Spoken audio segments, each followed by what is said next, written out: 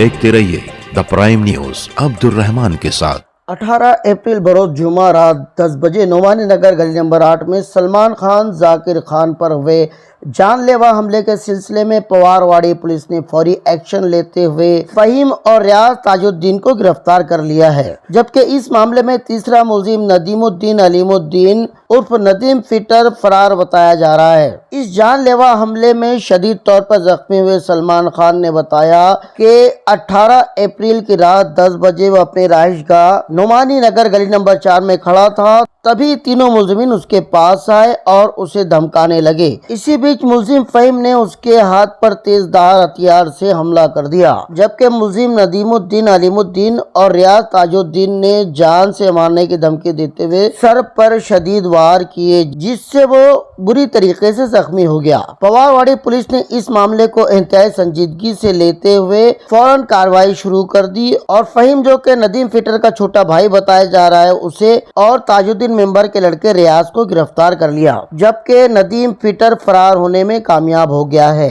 पवारवाड़ी police ने फरियादी सलमान खान जाकिर खान की फरियाद पर गुनाह रजिस्टर नंबर 84/2025 के तहत मुकदमा दर्ज करते हुए तीनों मुलजिमीन पर BNS के तहत दफा 103 पुरानी कलम 307 दफा 35/1 35/2 35/3 और BNS की कलम 3/5 की दफात लगाई है। आपको बता दें कि मुलजिम नदीम फिटर पर इससे पहले भी कई गुनाह दर्ज हैं, जिनमें पिछले दिनों फर्जी फायरिंग मामला भी शामिल है, जिसमें मुलजिम नदीमुद्दीन अलीमुद्दीन उर्फ नदीम फिटर जमानत पर रिहा हुआ है और अब एक और ताज़ा तरीन जानलेवा हमले का मामला भी उस पर दर्ज हो गया है। इस मामले के पीछे कोई सियासी रंजिश है या फिर कुछ और, ये तो पुलिस तहकीकात के बाद ही पता चलेगा। आपको याद दिलाते चलें कि जख्मी नौजवान सलमान खान जाकिर खान का इस वक्त नासिक में इलाज चल रहा है। जख्म की नौयत और शिद्दत को देखते हुए मकामी डॉक्टरों ने उसे नासिक भेजने का मशवरा दिया था, जहां फिलहाल उसका इलाज चल रहा है।